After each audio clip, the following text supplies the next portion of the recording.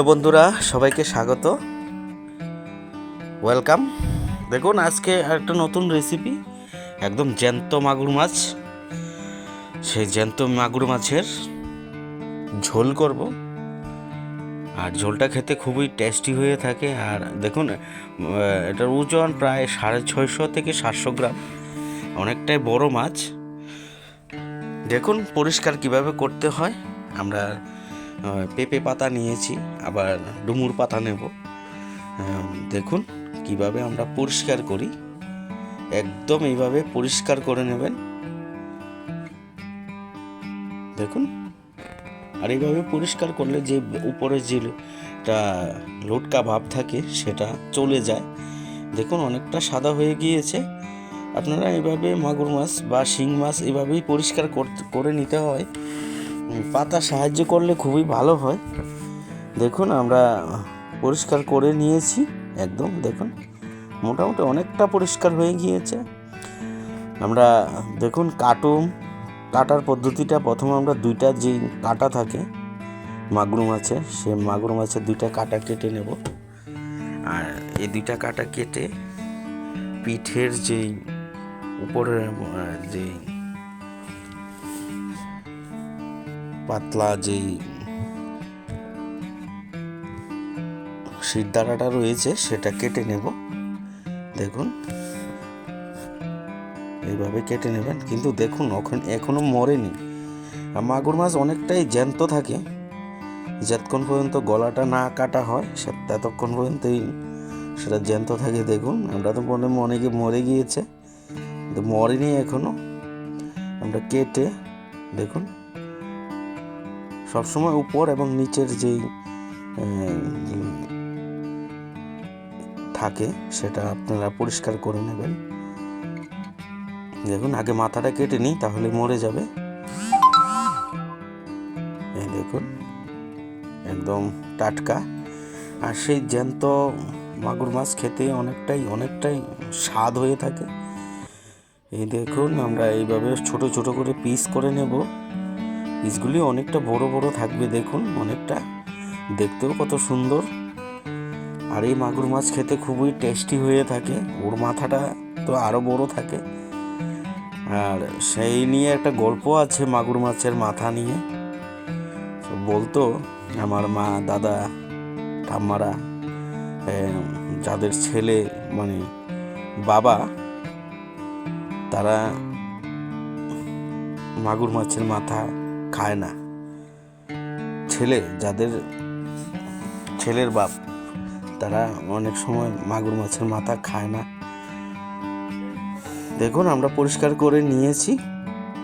সেটারও একটা কিন্তু আছে, সেই কিন্তুটা বললে অনেকটাই সময় চলে যাবে।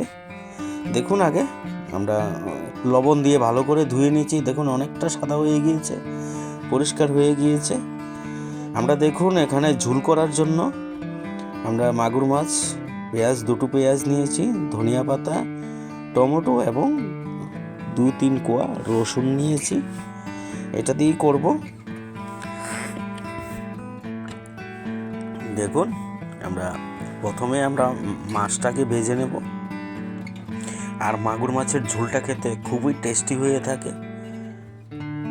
তেল ঝাল যে ঝোলটা হয় দুর্দান্ত হয়ে থাকে। আর এখন ধনিয়া পাতা দিয়ে করলে তো মানে সুস্বাদু, দারুণ টেস্টি হয়ে থাকে।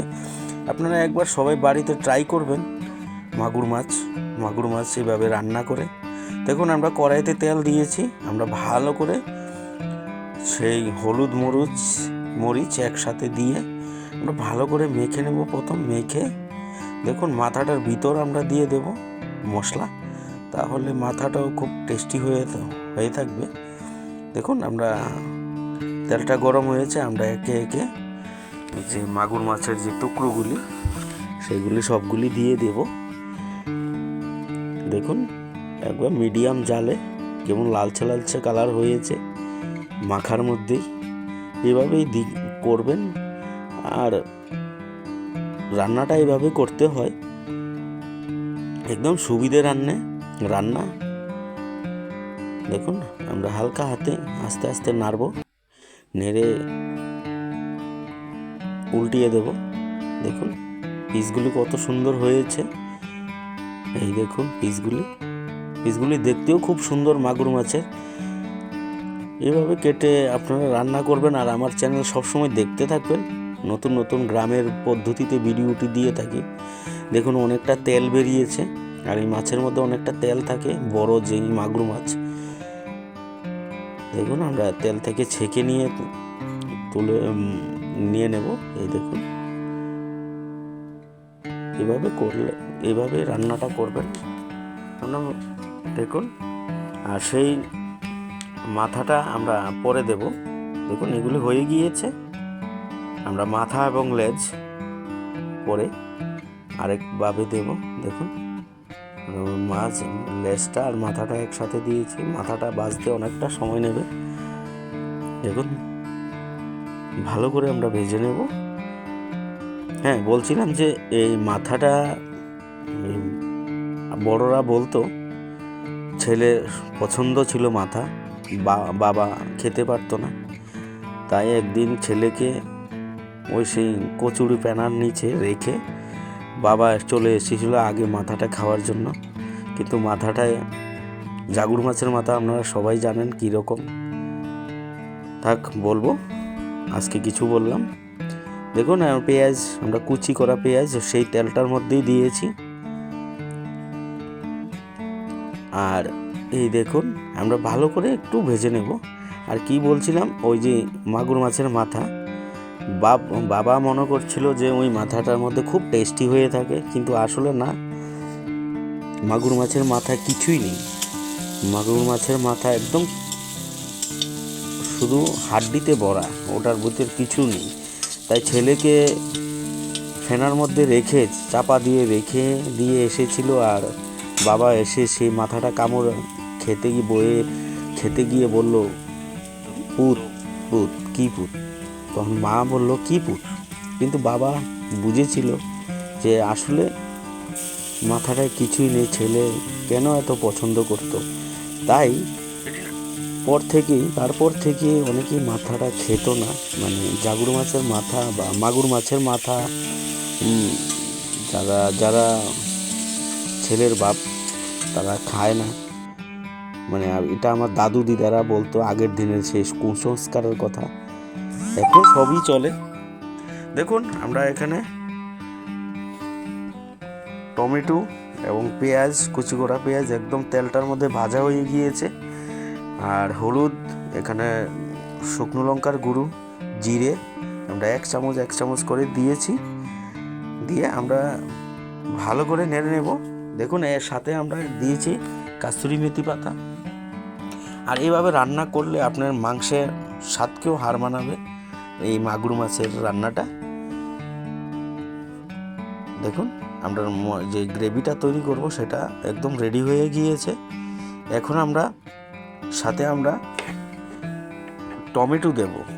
আমরা একটু বড় সাইজ করে টমেটো কেটে রেখেছি, 2টো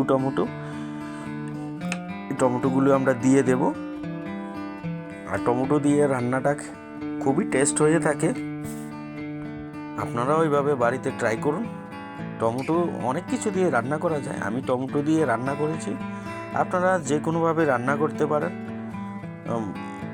মাগুর মাছটা যে কোনোভাবে রান্না করতে, আলু দিয়ে করা যায়, কুমড়ো দিয়ে করা যায়।